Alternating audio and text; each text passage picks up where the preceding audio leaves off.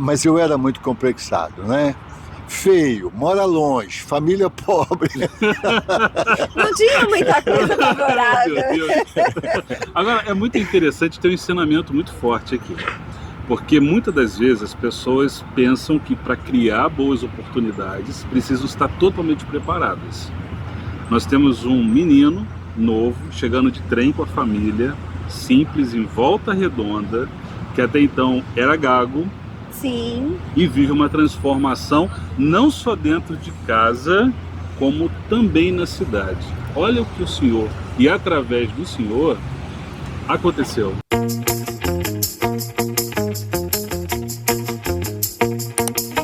Convidado muito especial, Bispo José Elias, seja muito bem-vindo ao ID. Eu sou muito grato a Deus por estar aqui, viu? Por esse projeto e por essa cidade, né? Muita Sim. coisa boa para a gente comemorar, para a gente agradecer ao Senhor, né? Joia. Muito bom. E vamos começar desse ponto de partida, né? Você tá aqui, mora aqui há muitos anos, né? A gente se conhece, sei que você mora aqui há muitos anos, tem projetos aqui em Volta Redonda, mas você é cidadão volta-redondense? Não sou. Sou mineiro, uai. Como Ô, boa Bispo, parte. eu acredito que Volta Redonda tenha pelo menos 50% de Tem. mineiro. É É verdade. porque, verdade. você sabe por quê, né? Por conta da siderúrgica? Não, foi o seguinte, mandaram trazer um caminhão de minério lá de Minas, Você veio aí junto? trouxeram mineiro. Entenderam errado. Pegou carona. Comunicação. E o Aí- senhor é de qual cidade lá? Eu sou de São José de Pedra Bonita. É uma cidadezinha pequena ali perto de Carangola, Divino, por ali. Ah, certo. E o senhor nasceu num lar cristão? Como foi a sua origem familiar aí? Conta pra gente. Pois é, eu nasci num lar cristão. Meu pai se converteu uns 10 anos antes de eu nascer e se converteu e estava numa célula. 15 anos de célula lá. Pois é, era uma congregação numa casa, né? Sim. Poucas pessoas. E eu nasci então num lar presbiteriano. Uma bênção, né? E aos 6 anos que eu vim para Volta Redonda. Aos 6 anos, meu pai entendeu de Deus que era para vir para cá, para cuidar da família aqui, e a gente veio, ele com muita coragem, né? Sem saber para onde ia, nunca tinha saído de lá, né? Quantos filhos? 8 filhos. Oito filhos. Uma bênção, né? E aí veio pra Volta Redonda trabalhar. Viemos, Ele veio, passou uns 3 meses e foi buscar a gente. E aí a sim. gente viemos de trem, Aí de já tinha- Carangola, que tinha um trenzinho. Que bacana. Mas veio com 6 anos, já pode considerar que é cidadão Volta Não, Redondense, sou né? cidadão Volta Redondense também, ué. Uai. Ué. E tem muito trem por aqui de lá, né? Sim, tem muito verdade. trem. Trem. E você, assim, até a gente conversou, né? Você contou um pouquinho, seu pai recebeu ali uma palavra de Deus, andou 30 quilômetros a cavalo para comprar uma Bíblia. Como foi isso? Pois é, meu pai é muito religioso, muito católico, né? E minha mãe também, muito. E aí, dentro da igreja ali, os seminaristas católicos falaram sobre a Bíblia, as verdades da Bíblia, né? E aí ele foi comprar uma, e parece que só ele ouviu, né? Foi comprar uma Bíblia 30 quilômetros a cavalo e comprou uma Bíblia e começou a aprender a ler, que ele não sabia ler não. Olha só. Aprendeu a ler na Bíblia. Com a Bíblia. Com a Bíblia. Mas virou um apaixonado pela obra de Deus. Queria que o mundo inteiro conhecesse o Evangelho. Que a paz que entrou no coração dele foi muito grande. Porque sempre tem uma história, né, Laís? Né? Verdade. Sempre tem uma história. A mãe dele tinha matado o primeiro pai. Eita! O primeiro esposo, primeiro o pai marido. dele. Depois tentou matar o segundo também. Gente! Eu acho que tinha... não sei a descendência dela, Sim. talvez de índio, né? E vieram esses espanhóis, portugueses, e aí era quase obrigado. Eu sei que ela... Então, uma história forte, né? Sim. Eu sei que ele, com 6 anos, assumiu a casa. Ele trabalhava para cuidar da Novo, né? casa. Bem novo. Olha Novo, só. né? Eu sei que é difícil a gente até ouvir, entender sobre essas coisas, mas aí ele aceitou Jesus e tinha uma paz que nunca teve, uma fé que nunca teve. Olha o que aconteceu. Ele tinha uma espingarda porque a onça vinha beber água na porta de casa, né? Olha só. Então ele tinha uma espingarda. Ele aceitou Jesus, ele falou, agora não preciso mais desse negócio, agora tem Jesus para me guardar. Olha que quebrou o negócio. Então, que fé, né? Que coisa. Meu pai foi um santo homem de Deus. Ele teve uma mudança muito grande. Muito, marcou muito. a vida dele, né? Marcou. Agora, quando você chegou em Volta Redonda de trem, o senhor tem lembranças lá de trás, da infância, da adolescência? Como era a Volta Redonda? O senhor chegou aqui na década de 60? Um pouquinho só, década de 60, 63 para 64. Eu lembro do acampamento central, Sim, as casas meu que pai tinha sempre ali. fala. Acampamento central, a companhia estava bem no início. A gente morou aqui na São João quando viemos. Bem próximo. E bem próximo, mas era muito. Volta Redonda cresceu demais, né? Era muito menor, né? Muito mesmo, muita coisa. Mas uma cidade sempre maravilhosa, né? Puxa Verdade. vida, eu amo Volta Redonda. Muito preciosa. Você tem aí uma caminhada, né, ministerial. E você acha que esse chamado pastoral sempre teve presente na sua vida? Você sempre pensou que você ia ser pastor? Você foi pastor desde muito cedo? Teve outra ocupação? Como que foi isso? Eu não sabia. Só depois que eu fui pastor, meu pai me contou. Mas ele me consagrou quando eu nasci para ser pastor. Olha só. Ele me consagrou. Eu, Denoel. E aí não contou pra gente, né? Mas eu não achava que eu nunca seria. Porque eu gaguejava demais, mas muito. Gaguejava demais. Olha que forte, né? E então eu nunca achei que eu seria pastor. Pastor tem que falar, eu falo pouco, né, Laís? Mas pastor tem que falar. Tem que ser orador, tem que ser um orador, né? E aí a gente... Então eu comecei a trabalhar na igreja em tudo. Eu era envolvido com tudo na igreja, tudo. E até nas construções da igreja. Aí eu comecei a ajudar na construção lá, eu era muito magrinho, muito fraquinho. Aí me deram uma colher, me tornei pedreiro na igreja. Aí me tornei construtor. Então com 15 anos eu já peguei uma obra, olha bem. Olha só. Porque ajudando na igreja. Aí eu virei construtor em Volta Redonda, fiz muita casa, muito prédio, muita coisa por aqui. E aí foi isso. Aí Deus me chamou depois.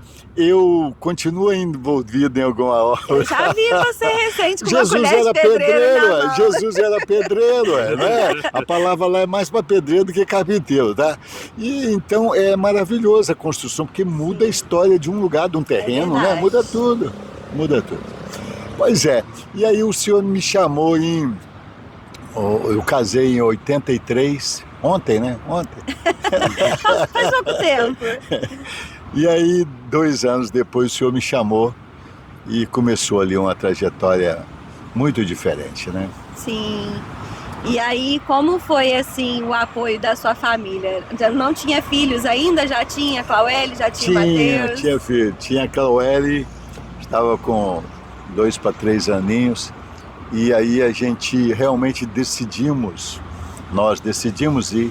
A Cláudia sempre foi fenomenal, né? A Cláudia é uma bênção em amor, em companhia, em apoio, em tudo, né?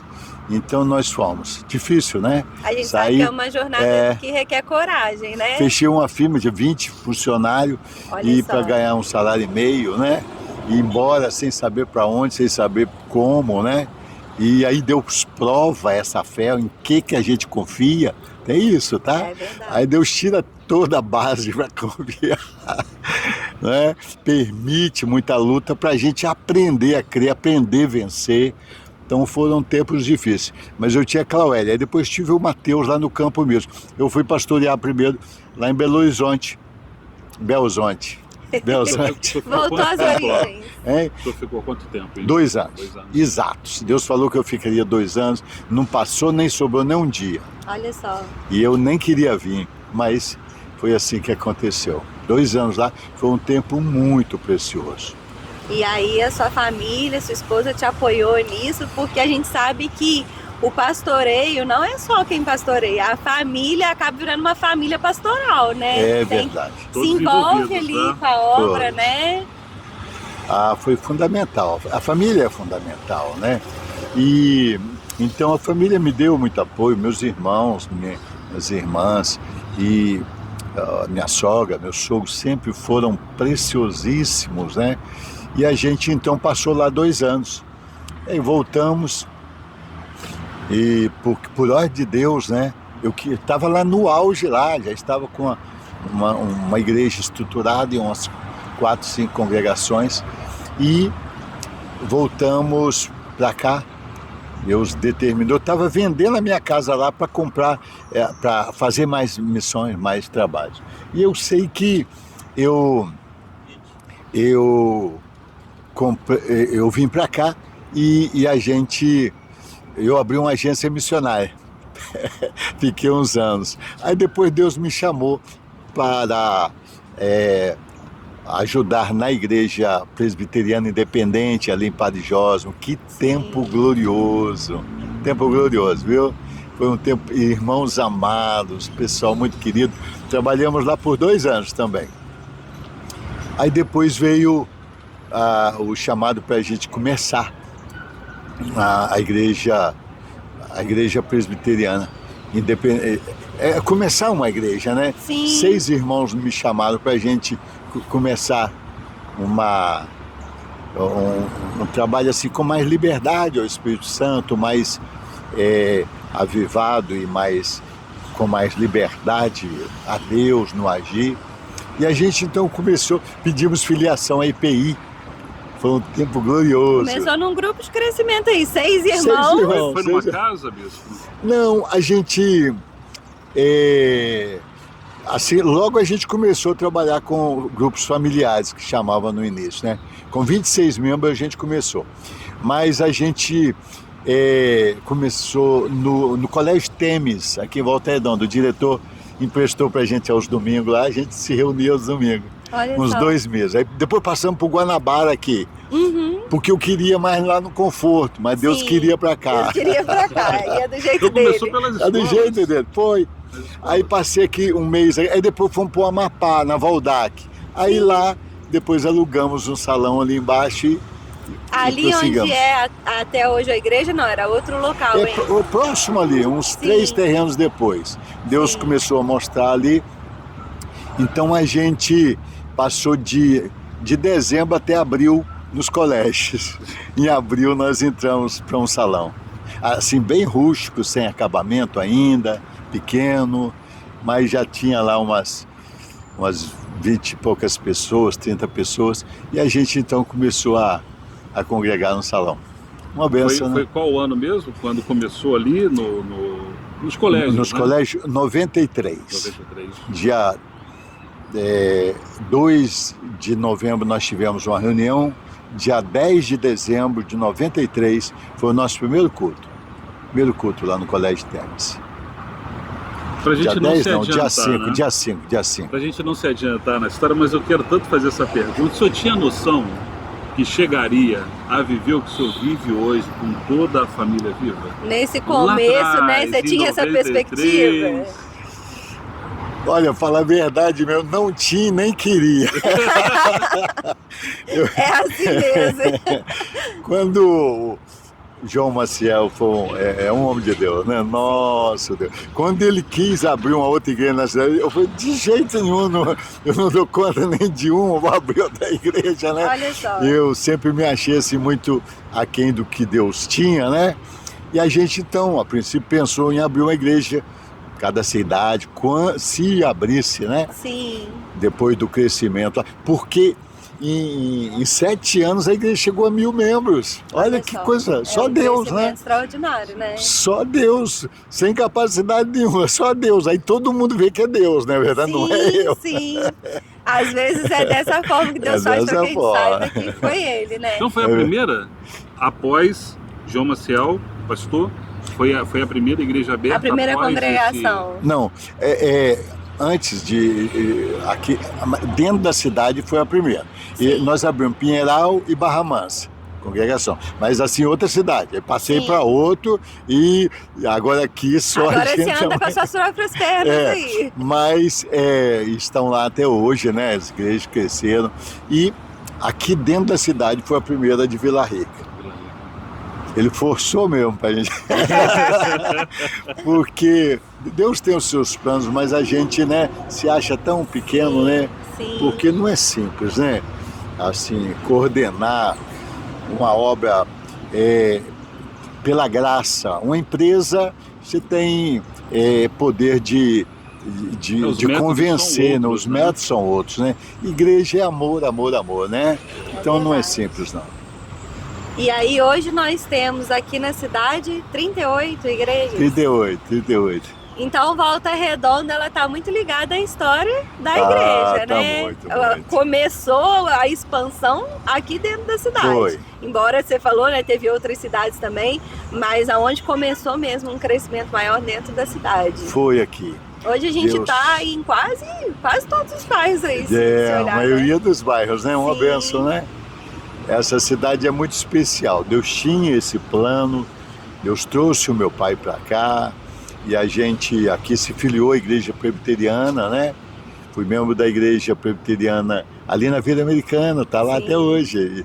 E depois nós mudamos para um bairro onde não tinha, mudamos para Santo Agostinho, tinha uma meia dúzia de casa. Hoje é uma cidade, né? Olha só, é verdade. Ia um ônibus de manhã e um ônibus de tarde. Perdesse, tinha que ir a pé. Pois é. E como cresceu um ano que a gente estava lá e construíram aquelas casas da Coab, aí começou. Sim. Hoje é uma cidade, né? Muito Que lindo. bacana, né? E é isso. Então Volta Redonda tem muito no nosso sangue. Eu penso que Volta Redonda é uma cidade muito especial porque é uma cidade feita, né? Sim. Feita em volta, né? planejada em volta da companhia. Então veio gente de todo lugar. Tem um amigo meu, Giba, disse que todo mundo que queria mais da vida veio para Volta Redonda. Isso é muito bom, E aí né? gente que queria mais. Tem muita gente de sucesso, né? Que Verdade. saiu pelo mundo fazendo sucesso, jogadores, né? Sim. Porque Volta Redonda é uma cidade assim que tem esse histórico, né? De mais.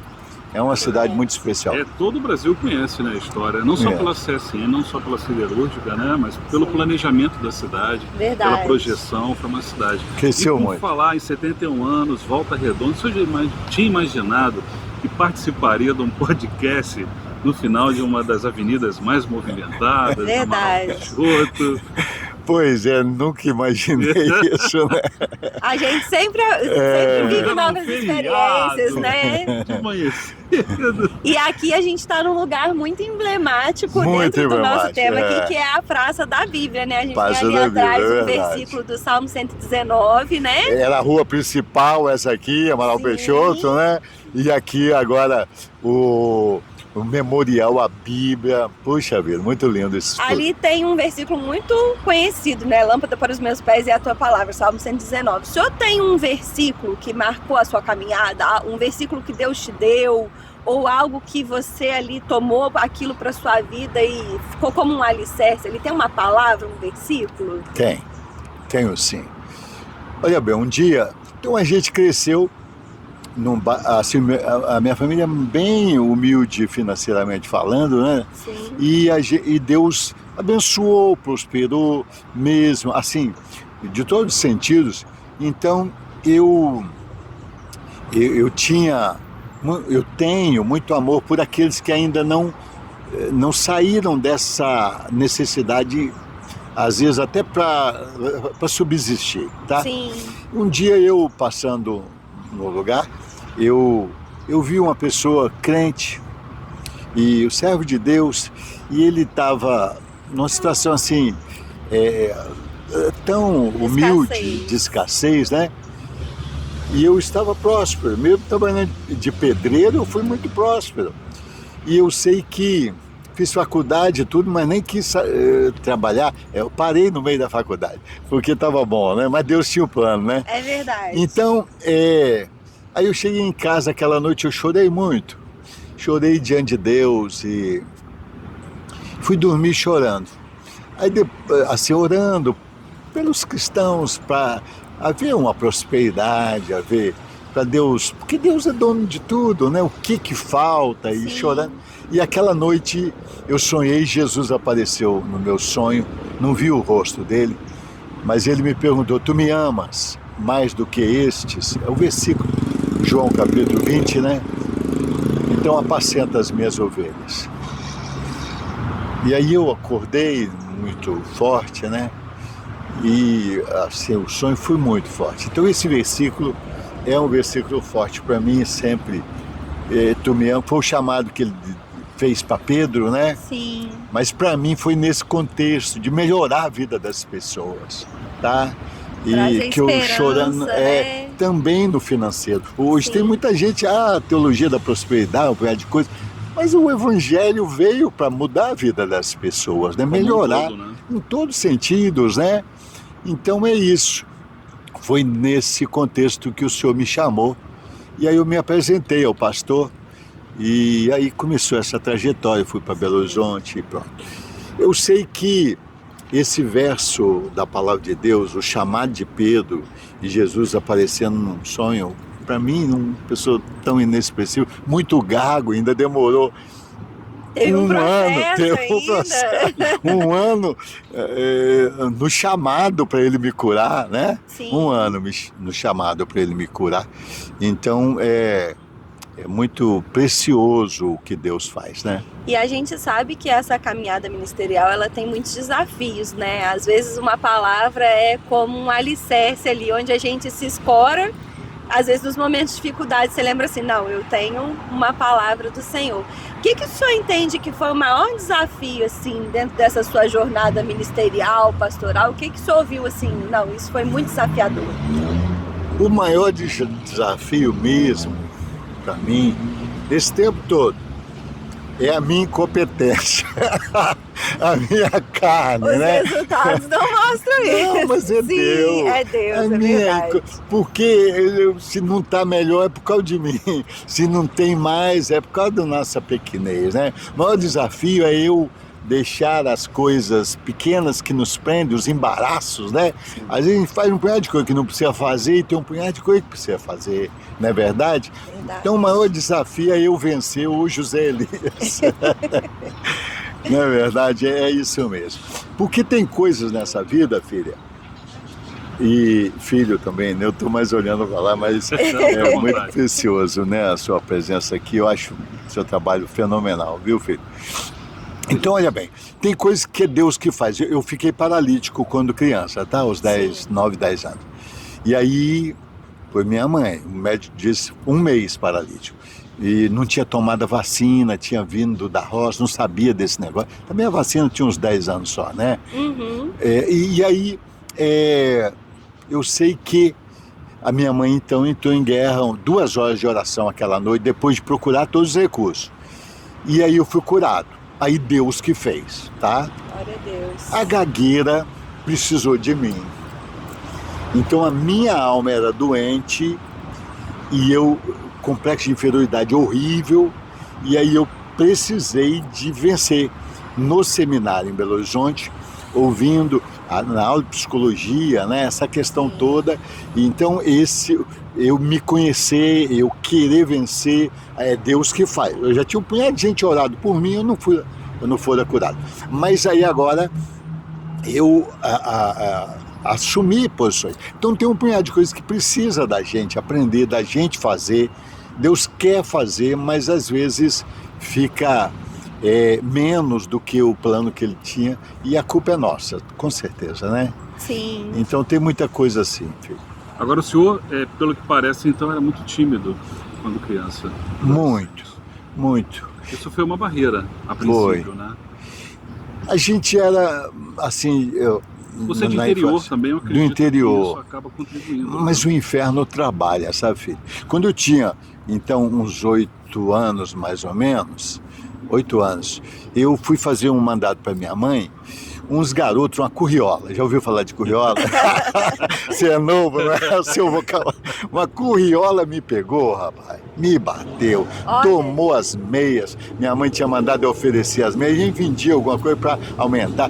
Eu sei, me bater. E eu fiquei com ódio de mim, de não ter força, de ter vencido aquele meia dúzia de criança. Não Sim. dava para vencer mesmo, né? Mas o diabo faz essas coisas. Aí eu fiquei gago. Ali Horrível. nesse episódio. Desse momento Eu que o senhor fiquei. ficou. Eu já tinha a língua presa, ainda tenho, tá? Sim, Eu falo, para falar problema, não falar sai. Cláudia, eu falo Cláudia até hoje. Então eu tenho a língua um pouco bem presa. Já operei 2 vezes, mas bem presa. E aí era totalmente preso. Aí veio esse negócio e fiquei gago mesmo. Então o inferno trabalha, Deus trabalha, os anjos estão aí para nos ajudar.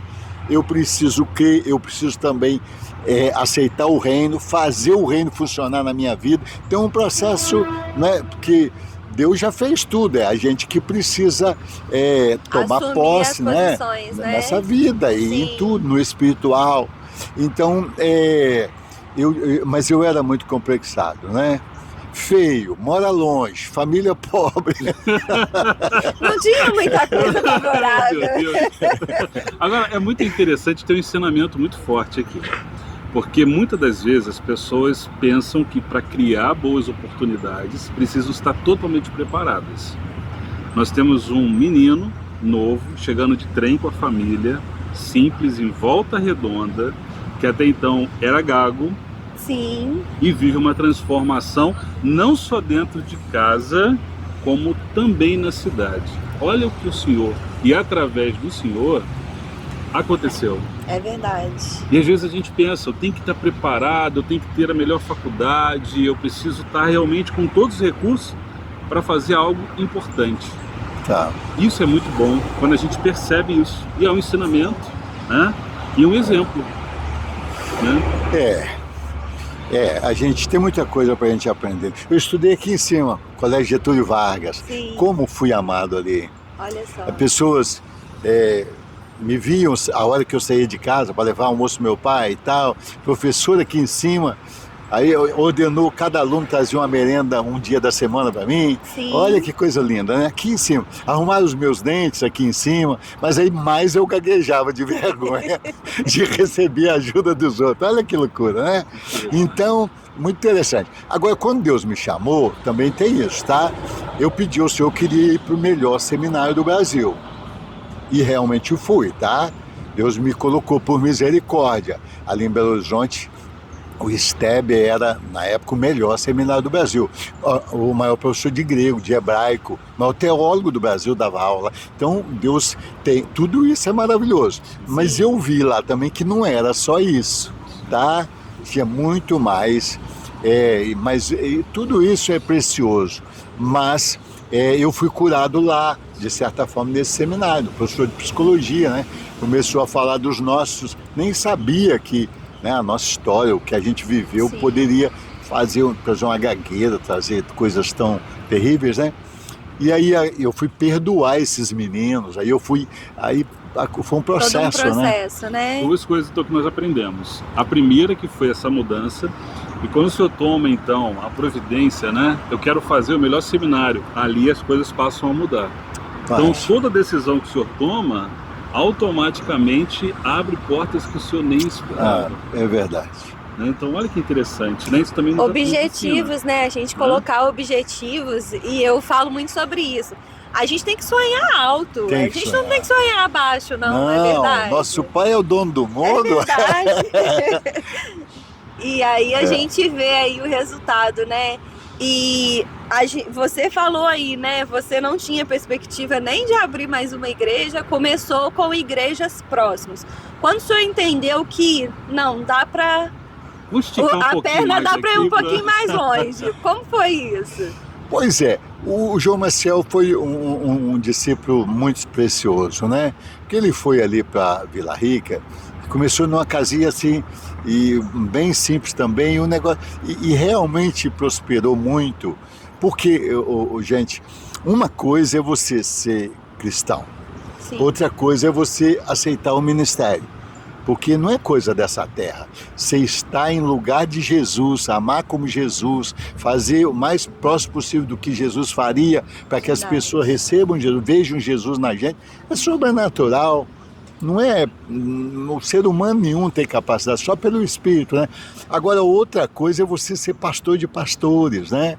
Não é simples cuidar dessas pessoas tão presas, dos príncipes do reino, né?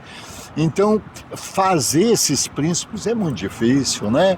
Fazer pessoas parecidas com Jesus, né? Jesus teve dificuldade com aqueles discípulos dele Verdade.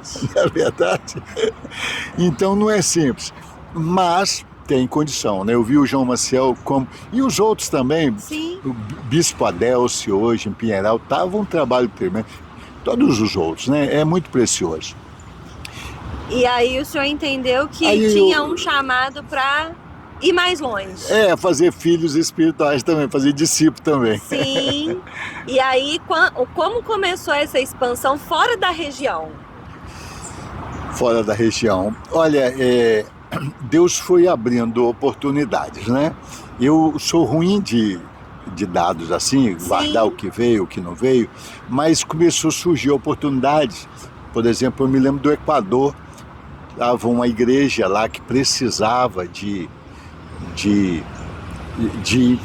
um obreiro, mandar um obreiro para lá, um grupo pequenininho, uma meia dúzia de pessoas, mas precisava, a igreja que estava lá não poderia continuar. Sim. Aí eu aceitei pelo reino. Na Bolívia também, Bolívia está fechando uma igreja lá, fechou, ligada a uma denominação mundial muito grande, que não vai fechar, vou para lá, mandei alguém, não é verdade? Então foi sempre no intuito de, pelo reino, não deixar o reino ser envergonhado, ainda hoje, né? De jeito nenhum, tem jeito Eles entraram em sempre. contato com o senhor, você se recorda?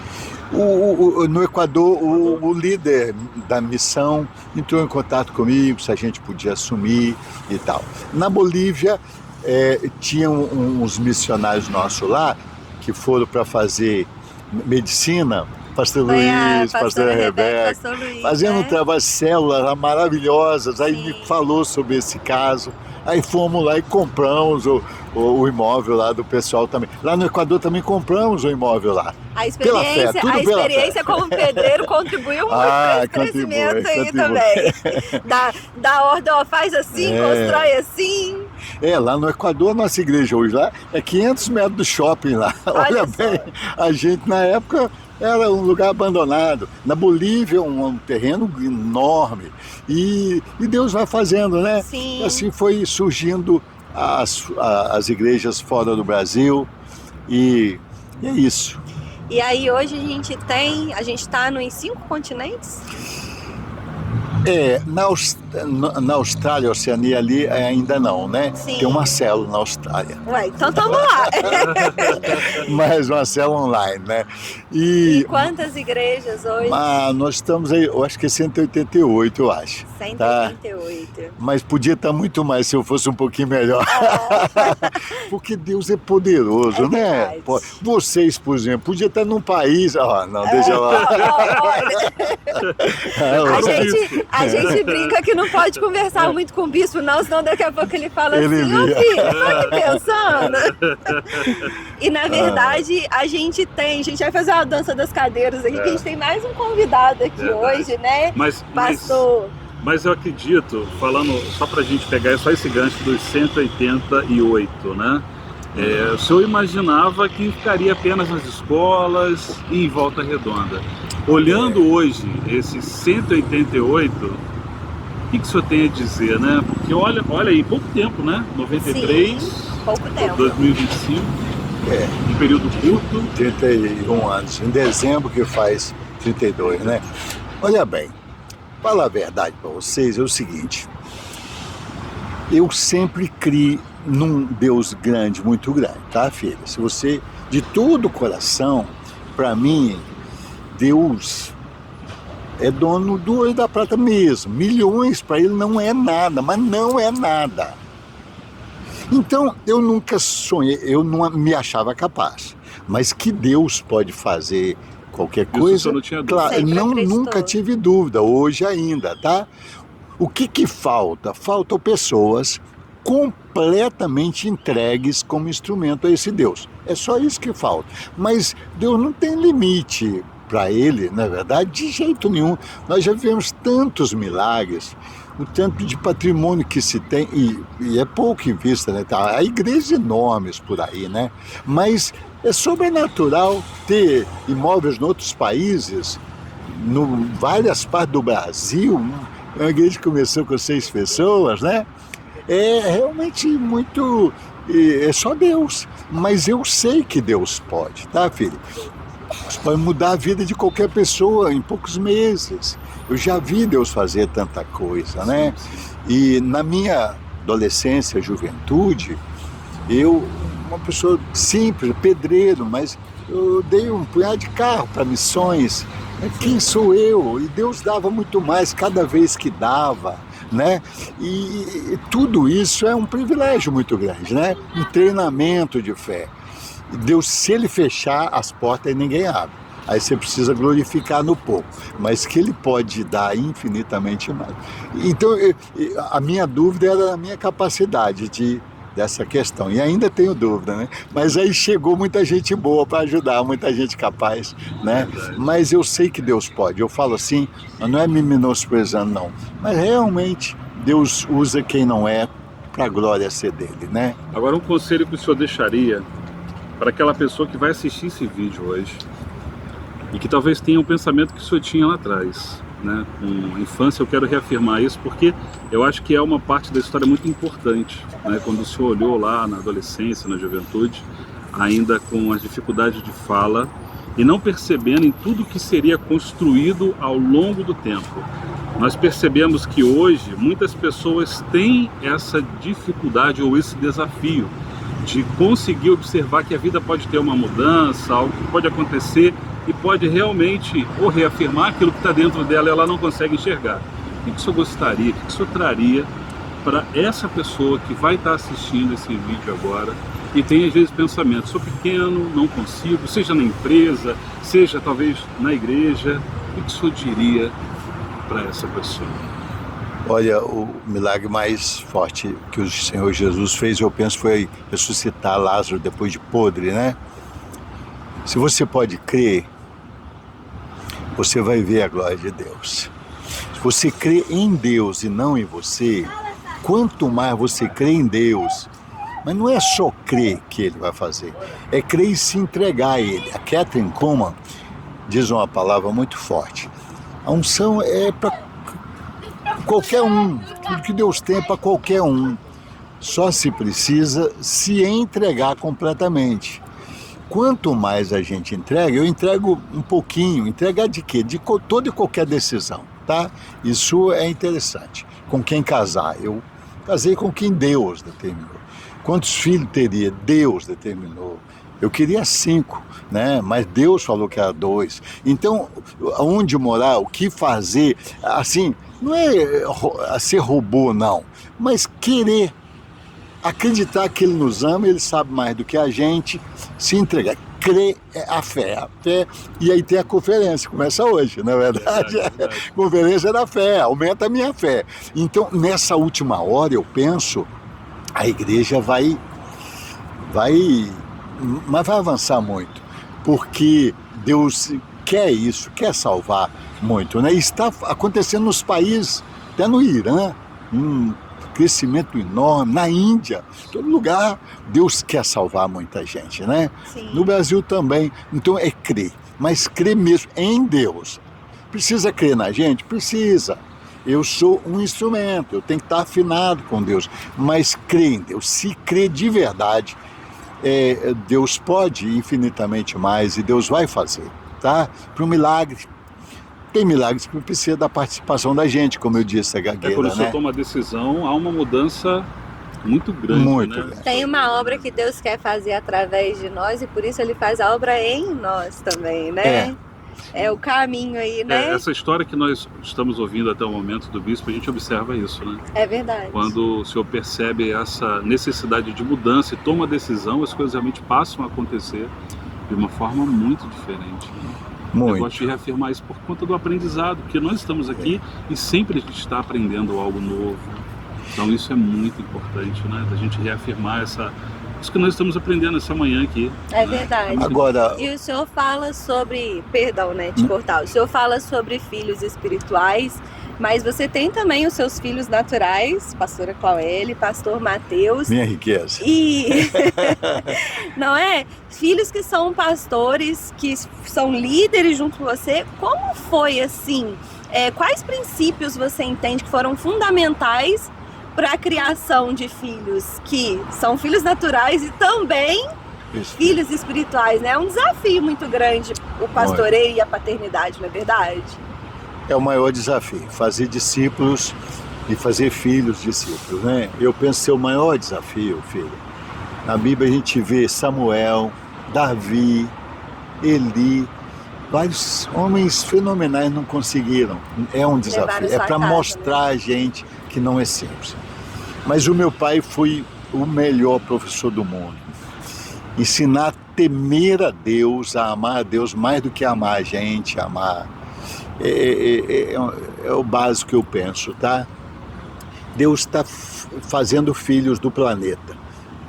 Primeira coisa que ele fez foi lei, é regra. E a regra vem primeiro. Desde o primeiro dia de vida, regra primeiro. Amor, é claro que a gente ama. Primeiro regra, depois vem a graça, tá? Então é isso. E Deus está fazendo isso e vai fazer uma nova terra com essa questão toda, né? Mas amém. Então, ensinar a temer ao Senhor, amar ao Senhor, ensinar com a vida, com as ações, eu penso que é isso, tá? Penso mesmo, e é um privilégio para mim. É claro que os dois, é marido e mulher, tá? Sim. Mas é uma coisa muito fenomenal. A família é um negócio realmente maravilhoso, né? É a base, né? Agora, a vida é uma caminhada, tá, filha? A vida é a caminhada, a vida e o ministério. Sim. Hebreus 12.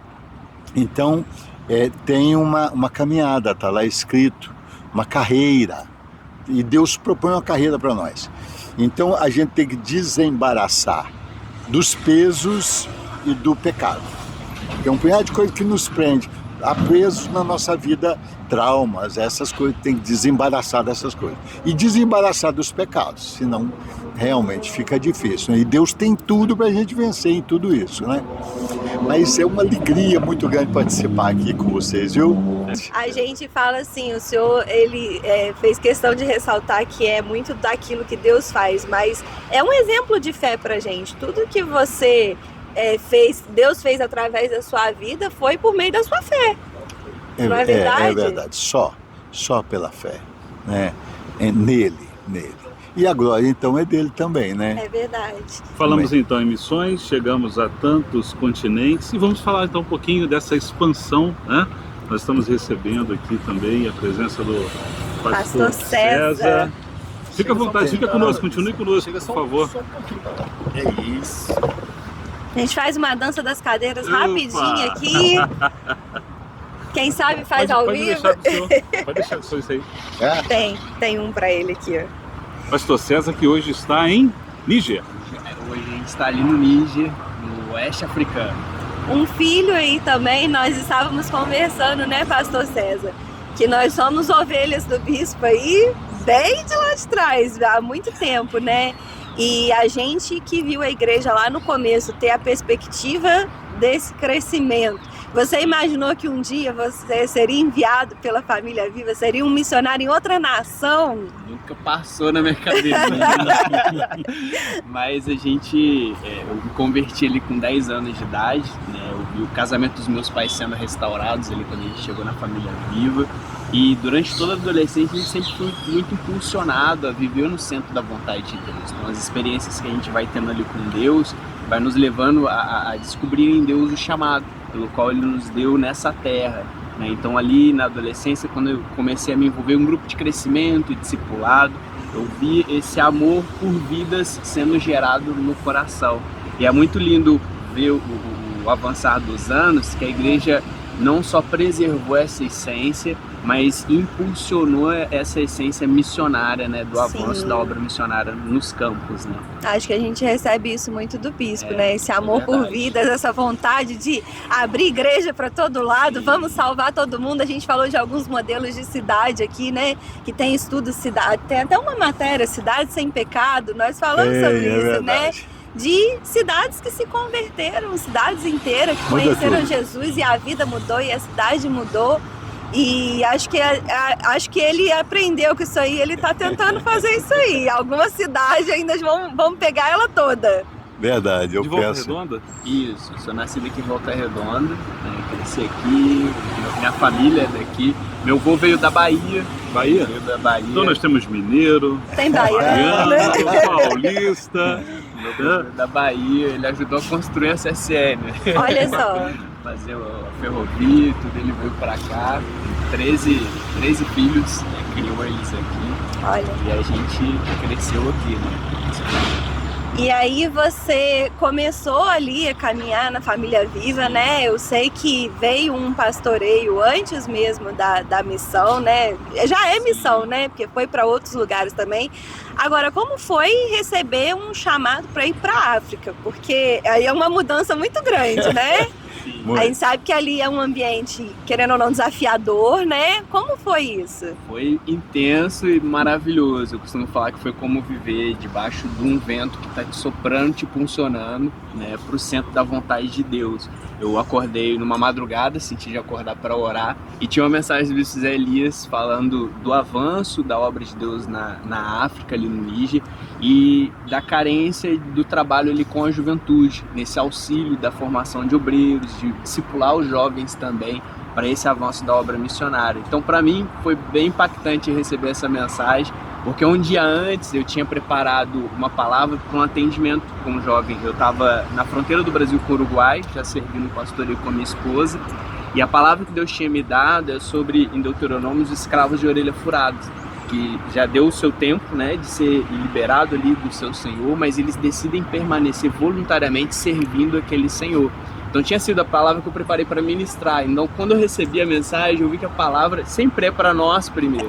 E eu vi Deus me chamando para essa entrega, então, ali no continente africano, no Níger, né? Então eu continuei orando ali, mas estava esperando a Nilmara acordar pro momento ali nosso devocional junto, porque ali era uma decisão que envolvia também a esposa, Sim. né? E a mulher, ela vai para um contexto bem diferente, e é muito importante nesse trabalho também o chamado dos dois juntos, né? Então quando eu compartilhei com ela, né, do convite, eu vi ela já estava em paz, porque Deus já vinha trabalhando no coração dela. Isso é muito bom, esse né? envio. Então me trouxe muita paz. Aí eu nem pensei assim, falei, não, vamos então, já confirmei com o Bispo Zé Elias, a gente fez a transição ali. Foi muito rápido. Na Muito igreja. A gente sabe que se confirmar com ele providencia rapidinho, né?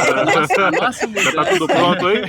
A nossa mudança foi em 40 dias. E a gente fala, Olha o tempo só. na Bíblia de preparo, né? É verdade. Foi esse tempo, assim. A gente fez a transição ali na igreja, o casal de discípulos deu continuidade ao trabalho ali na fronteira. Estão fazendo um trabalho muito lindo. Isso, estão dando continuidade. Mas ele me respondeu em 2 horas. Eu falei, olha, pensa. Eu falei, Eu então já eu tava já orando. já Olha, esse comprei aqui a foi passagem. fácil, Já hein? comprei a passagem. Compra antes que mude ideia. Levei ele lá, levei ele no Ninja. Não, eu nunca tinha ido. Nunca no tinha Níger. ido.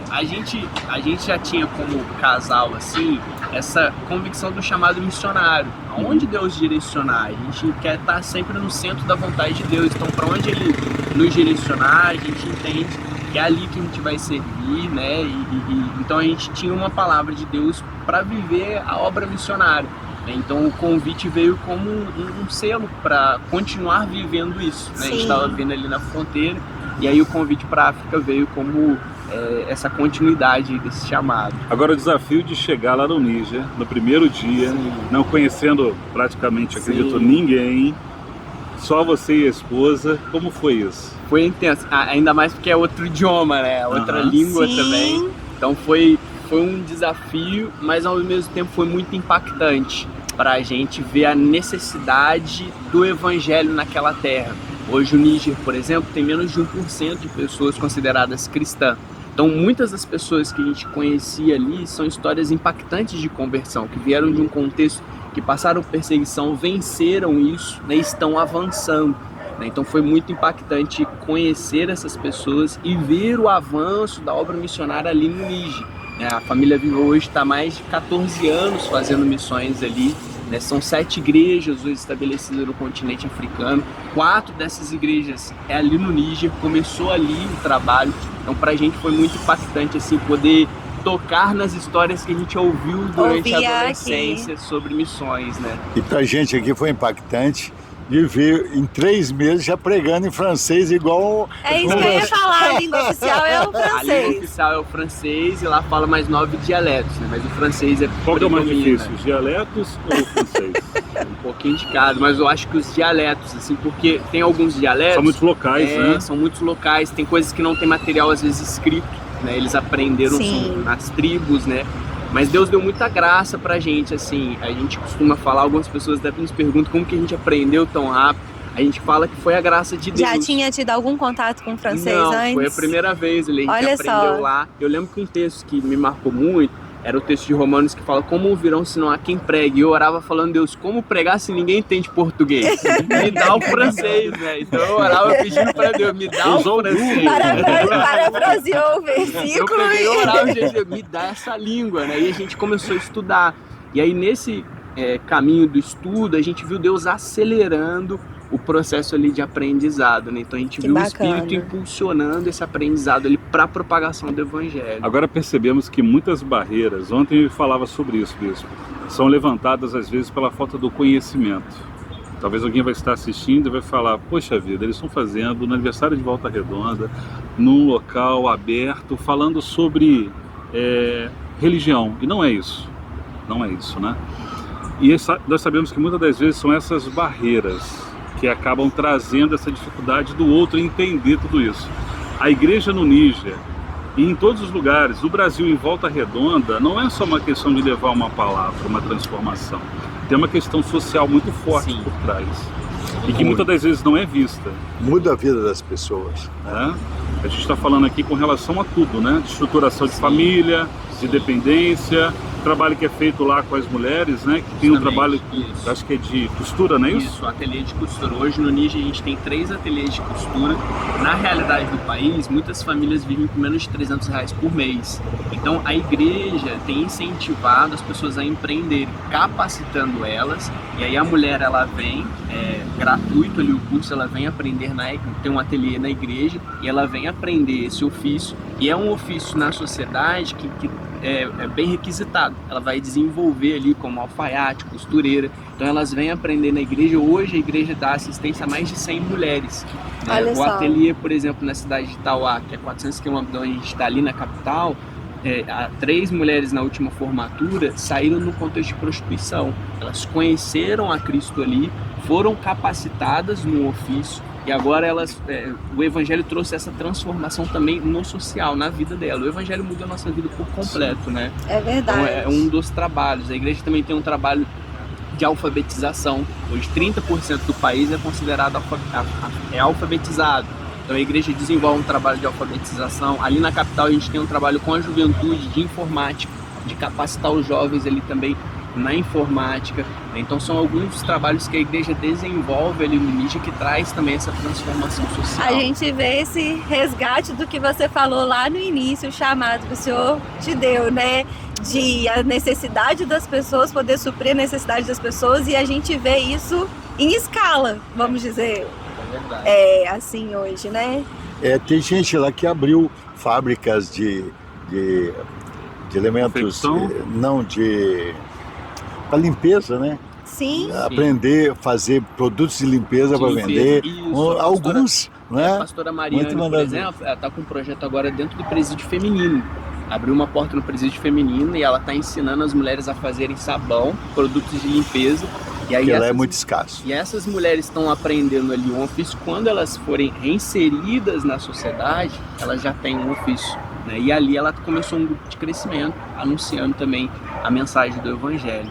A Agora, obra ela precisa ser completa, né? Como eu vou dar uma perspectiva de esperança para uma pessoa que está num contexto totalmente contrário, né? E as autoridades têm visto isso lá, né? Têm visto os prefeitos, as Isso é bom, autoridades. isso é muito importante o senhor está falando, porque assim, eu ia entrar justamente nesse ponto. Está em um local onde não é de origem, novo, e tem ali 90%, não sei qual é o percentual, né, de outra religião. 99. Tem um risco muito forte. Então nós estamos falando aqui, a gente entende tudo isso, né? E como é lidar com esse risco? A nossa confiança está em Deus, é o que a gente sempre tem falado, assim. A gente vê Deus nos guardando muito no contexto. Ali a gente vê, a Bíblia fala que Cristo é pastor e bispo da nossa alma. Então a gente vê Deus cuidando da nossa alma em todo momento, em toda circunstância. A gente vê das nossas emoções, Ele nos guarda, Ele nos protege. Eu acho que também quando você respeita as pessoas, você vai ganhando esse respeito também na cultura. Então a gente tem tentado desenvolver esse amor e esse respeito muito grande também por eles ali. E isso traz uma confiança também deles, né? Então você vai ganhando o respeito deles ali também. Agora os nossos missionários ficam na capital. E aí vai formando obreiros para entrar para o interior. O interior, assim, o domínio às vezes de rebeldes. Grupos extremistas, né? Aceitação é melhor, né? Mas o nosso bispo lá, ele trabalha às vezes até no governo tradução, não é verdade? Então a gente tem uma É uma forma de abrir uma porta, né? Das pessoas verem o trabalho. A gente ama o ser humano, tá ali para melhorar a vida das pessoas, porque a gente comprar um terreno daqui e lá, para quê, né? Gastar dinheiro no outro, mas a gente ama o ser humano, então isso vai impactando as pessoas. Esse entendimento das autoridades locais. Isso. É fundamental, com E a gente vê certeza. que pelo contexto é um milagre. É um milagre. Imagina. Porque já destruíram igrejas nossas lá. No início, umas duas. Em 2015 teve um ataque e as igrejas queimadas ali, uma delas foi a nossa. Foi um fato que marcou muito a gente aqui. Duas, né? Duas igrejas que estavam lá, nossas, da família Viva. E me marcou muito quando eu cheguei lá e conheci um jovem que eu conheci, que ele estava no ataque em 2015, ele foi uma das pessoas que atacou as igrejas, e ele fala que uma semana depois, um cristão chamou ele para tomar um chá na sua casa. E quando ele fez esse convite, isso constrangeu ele em amor. Como ele me chama para tomar um chá na casa dele se uma semana antes eu estava ali atacando as igrejas? E aquele constrangimento em amor fez ele falar, eu preciso conhecer o Deus dele. E ali ele se converteu, hoje é um dos nossos discípulos lá que nos ajuda nesse trabalho de evangelização. Lindo, né? Lindo. Sim, Não tem preço. É uma transformação, né? Você acreditar que pode chegar ali, que pode transformar a realidade, né? É uma realidade muito difícil, 99% a 1% é algo muito desafiador, né? E nesse 1% tá religiões cristãs, tá? Sim. Variadas, Variadas, não é sim. só evangélicos. E durante esse tempo lá tem uma história, assim, você acabou de contar uma, né? Mas uma história que te tocou, que marcou a sua caminhada ali. Acho que uma história que me marcou foi uma do José, que foi um adolescente de 14, 15 anos. Ele foi alcançado por esse jovem que eu acabei de contar. Ele veio para uma primeira conferência da juventude, ele teve um encontro ali com Deus. E no domingo a gente anunciou que teria, né, um batismo, fazer uma aliança com Jesus. E ele decidiu fazer essa aliança com Cristo. Só que na segunda-feira, no contexto que ele está inserido, ele precisaria ir até para o emprego disposto a ser mandado embora. Ali muitos adolescentes eles estudam no turno, no contraturno ele vai trabalhar para ajudar a família. Sim. E aí ele conta que naquela manhã ele orou como nunca: meu Deus, me ajuda, me guarda, eu preciso desse emprego. E se ele rejeita fazer os rituais que eles precisam fazer pelo menos 5 vezes ali, ele corre um sério risco de perder o emprego. Então ele foi muito decidido ali naquele dia, até mesmo perder o emprego se preciso fosse, porque ele aprendeu quem Cristo é. E aí, quando ele chega ali, deu a hora dos rituais e ele falou: eu não vou hoje porque eu sou cristão. E o chefe olhou assim, achou estranho, falou: não, então faz o seguinte, deixa aí a loja aberta, você fica aí e a gente vai para os nossos rituais. E ele voltou feliz, assim, porque Deus ouviu desacreditado do que aconteceu. Do que aconteceu, assim, aquela experiência nova na caminhada com Cristo. E isso me marcou muito, porque ele conheceu Jesus no final de semana. Mas na segunda-feira ele estava pronto, se preciso, perder o emprego pela causa de Cristo. Isso me marcou. Nossa, esse amor por Jesus. Foi um encontro muito forte, né? Com Jesus. Então, agora uma curiosidade minha própria, como é que é esse dia a dia no Níger? Porque eu fico imaginando, eu fico pensando, porque é totalmente fora do contexto isso. Porque imagina, nós estamos em casa aqui. É muito diferente, aqui, né? Em muitos aspectos. É isso? Tá fora, e tá é o longe. quarto país mais pobre do mundo, tá? Tu imagina Então, os É um desafios. cenário muito Nossa. difícil, né? Como Eu que é isso, soube- o dia a dia? Dia a dia, a gente, ali no dia a dia, é um desafio principalmente no começo, né? Mas a gente teve ali o auxílio muito grande do Bispo Herbert e da pastora Lúcia. Então eles estão há 14 anos dentro da cultura ali. Então isso nos ajudou muito no dia a dia, né? A realidade das pessoas é bem diferente, as mulheres se vestem diferente daqui. Então a gente buscou, assim, de alguma forma, até usar as mesmas vestimentas que eles, para conectar com eles. Sim. É esse respeito que a importante, gente né, falava que tem da essa conexão, cultura, né? né? Conhecer um pouco as diferenças culturais entre eles. Então no dia a dia a gente busca se conectar com eles ali, né? E a gente costuma falar que Deus ama muito aquela nação, porque a gente vê a manifestação do amor de Deus ali sobre eles, né, no dia a dia. Então, ao mesmo tempo que a gente vê essa realidade impactante, né, de um país abaixo da linha da pobreza, a gente vê uma manifestação do amor de Deus ali no dia a dia, guardando as crianças, tocando na vida dessas pessoas, né? Então o dia a dia ali no Níger é um dia a dia intenso. Tem o calor, que é bem diferente. Eu né? soube que o 50 senhor dormiu graus, numa 50 toalha graus. molhada quando foi pra lá. Hein? Dormiu na Na toalha molhada quando foi pra lá. E na época que a gente chegou era verãozão, assim. Quando a Olha gente foi, só. o bispo foi com a gente foi com ele, né? Então era bem no verão, a gente chegou a pegar 50, 55 graus. Não tem Falou, período meu igual Deus, o esse, que eu vim né? fazer Não, aqui? O frio do nigerino ali é 25 graus. E aí ele vai Olha. pôr blusa, touca, pra É ele quase tá o carioca. muito frio, tá muito frio, mas é porque é metade da temperatura dele ali, né? E qual foi pra você, assim, o maior choque cultural, assim, que você falou, meu Deus, como é isso? Eu acho que tá numa cultura distante do evangelho, isso impacta muita Sim. gente. A maioria dos evangelismos que a gente sai, você sempre encontra alguém que nunca ouviu falar sobre Nunca. Jesus. Então isso é muito impactante. Vindo de onde a gente vem, que Do isso é contexto. muito comum, né? Está inserido numa cultura, querendo ou não, que tem um conhecimento a respeito Sim. de Cristo. Então, isso para mim era muito impactante, eu ver pessoas que nunca tinham ouvido falar sobre Cristo. Isso para mim foi o maior impacto assim na cultura, né? Sim. Agora, uma pessoa local conhece o trabalho da Família Viva, tem essa mudança igual esse jovem. Sim. Tem alguma estratégia para essas pessoas após esse Tem. novo momento? Tem. Que eu acredito, porque Sim. a questão local ali, as pessoas vão notar essa Sim. diferença. Sim. E muitos são até expulsos de Expulsos casa, de né? casa. Expulsos da família. Muito acontece. A gente tem o pastor, por exemplo, que está no norte do país. Ele na adolescência ele foi acolhido pela igreja. Ele ficou ali na igreja um tempo. Ele se converteu, foi expulso de casa. Até conseguir se até estabelecer. se estabelecer e até os pais começarem a ver essa mudança. A consagração dele de pastor mesmo, o pai, hoje um chefe religioso, e estava na ordenação dele. Olha só, Imagina, que então ele, bacana. nesse processo de discipulado, que é formar Cristo no outro e sendo acompanhado por alguém que é maduro na fé, ele foi se fortalecendo e se tornando um testemunho vivo dessa transformação Mas da glória de Deus. esse Abdus Salam, ele tinha uma enfermidade, uma ferida horrível, nada curava. Tinha ido até para outros países, né? Agora ele foi na igreja e foi curado. Não tem como, né? Não verdade? tem como negar Não tem que como. foi feito, né? Muito forte, né? Agora, conta pra gente um pouco, jogar a bola pro bispo um pouquinho. A gente tem igrejas na África, a gente tem igreja nos Estados Unidos, a gente tem igreja no Japão. É muita coisa diferente, muita cultura diferente, ambiente diferente. Como manter em todas as famílias vivas do mundo o mesmo DNA espiritual? Agora eu te peguei. Como é que brincando. mantém lá? Lá é parecido, né? Me conta aí, me conta aí. Pois é, eu penso que é essa questão de fazer discípulo, né?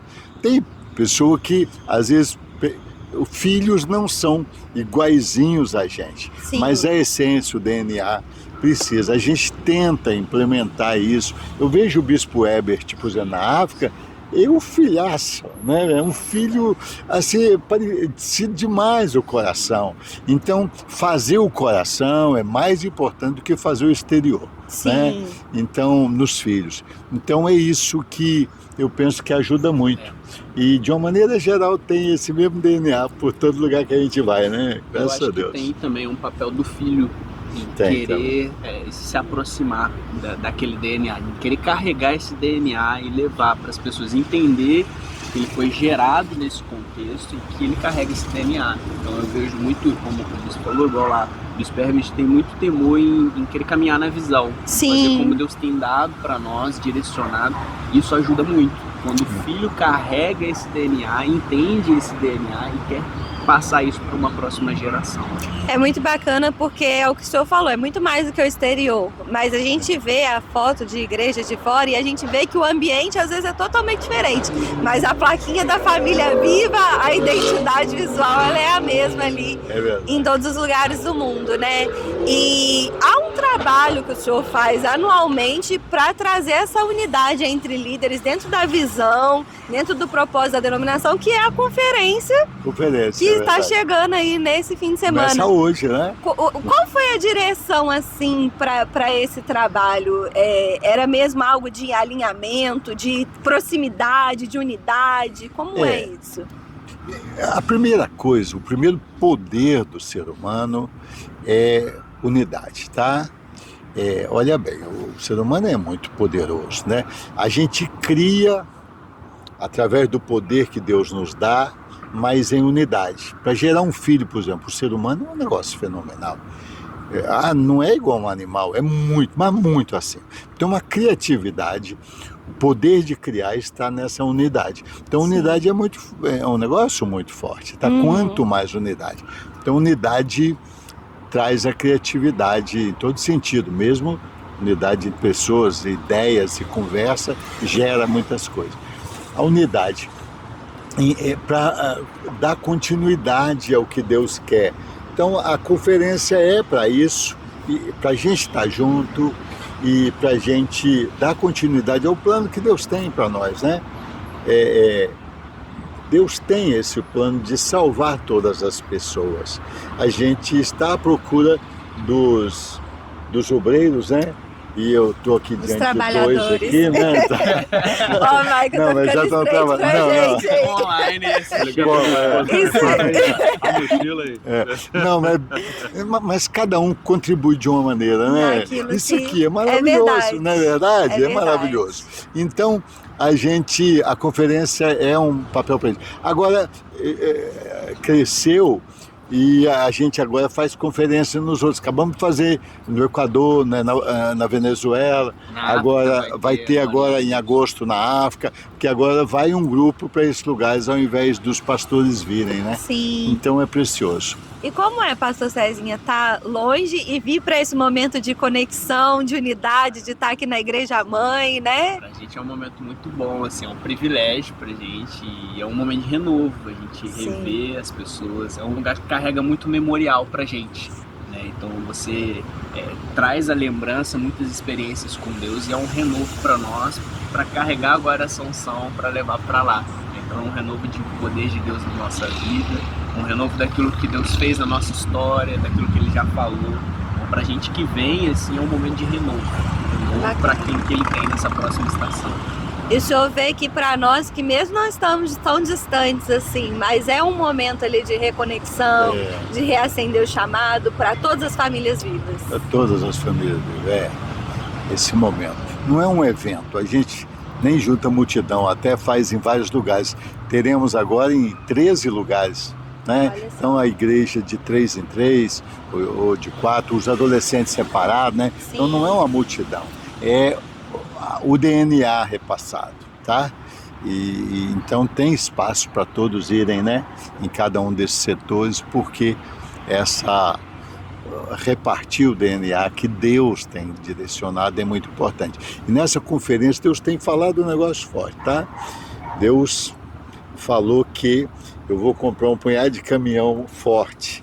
Então tem prosperidade para ser derramada. Amém, vem para cá, viu? Vem para cá.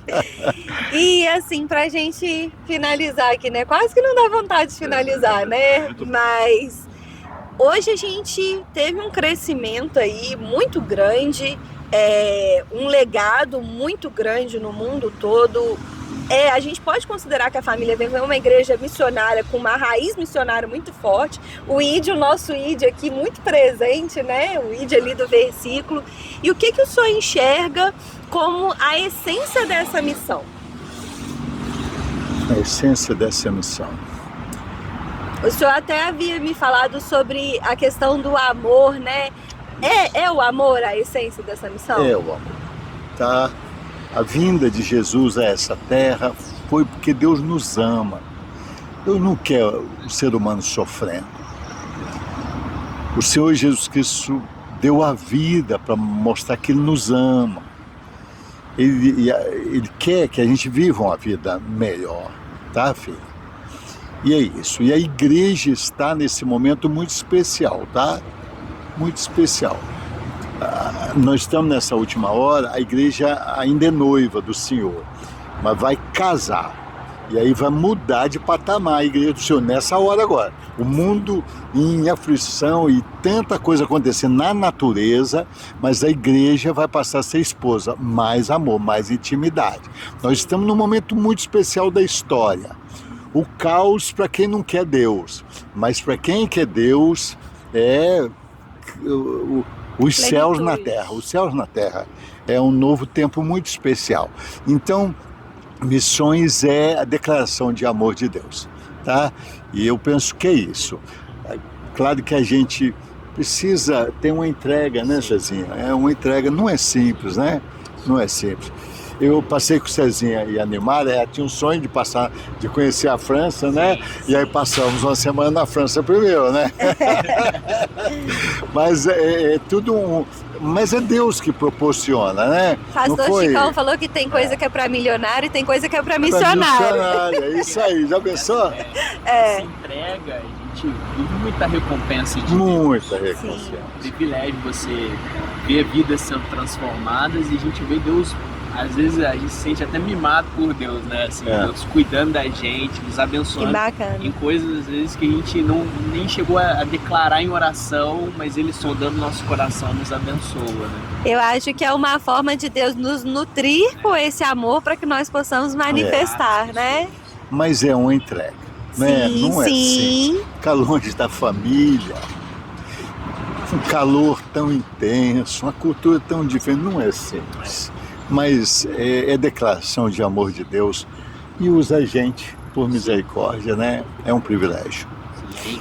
A gente vê que o Deus da Bíblia é um Deus missionário, né? Jesus se entregou por amor às pessoas, né? Se fez homem, entrou vamos colocar assim, uma outra cultura, se fez para se entregar por nós, né? Então a gente, como missionário, se sente constrangido por esse amor. Ele nos amou primeiro e ao mesmo tempo impulsionado para amar as pessoas no campo, na mesma intensidade que Ele nos amou.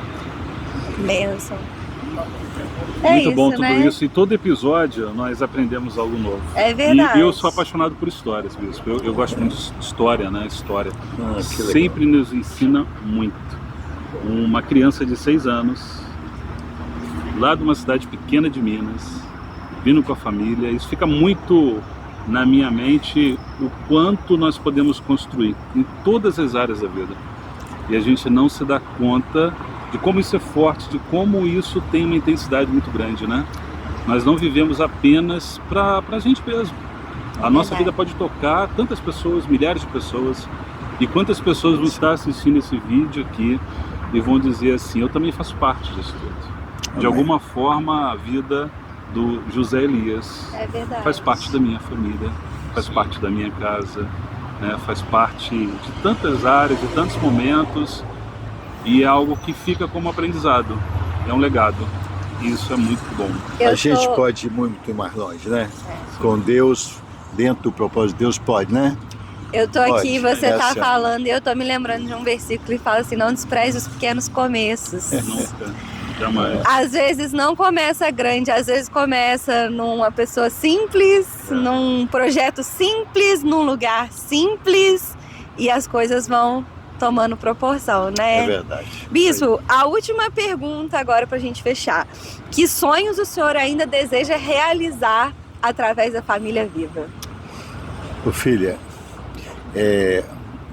não é prepotência, mas é salvar milhões de vidas neste mundo, salvar, fazê-los discípulos de Jesus. Porque querer Jesus, querer a bênção de Deus, querer melhorar de vida que Deus faz, todo mundo quer, mas ser discípulo de Jesus, ser instrumento deste amor dele, aonde estiver, é um sonho a se realizar. Hoje nós estamos numa época assim, esse final aí, de muito egoísmo, né? E o Evangelho é o inverso disso. Se a gente realmente vivêssemos, e a igreja vai viver, tá? Nessa Sim. última hora, nós vamos viver essa intensidade. Tem muito mais para realizar, porque há muito sofrimento nesse mundo. Há sofrimento em volta do mundo, É verdade. né? Nos casamentos, as pessoas, na vida dos jovens, o ser humano perdido por aí, né? Tem muita coisa para fazer. Meu sonho é alcançar até o último dia de vida, né, mais pessoas com o Evangelho. Amém. Muito bom. E esse é o nosso ID de hoje, uma mesa de muita partilha, muita história, muito aprendizado, muita fé. Falamos sobre muita fé aqui Muito hoje, amor. né? Muito amor. Tá bom. E Muita entrega. foi um prazer recebê-los. Muito obrigado.